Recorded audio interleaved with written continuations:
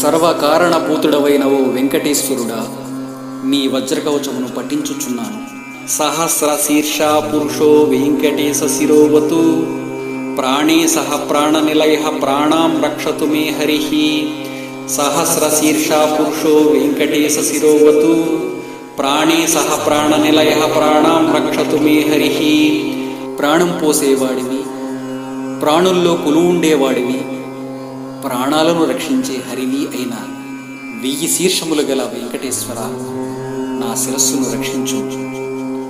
ఆకాశరాట్సుతానాద ఆత్మానాం మే సదావతు, దేవదేవోత్తమః పాయాద్దేహం మే Venkateswara.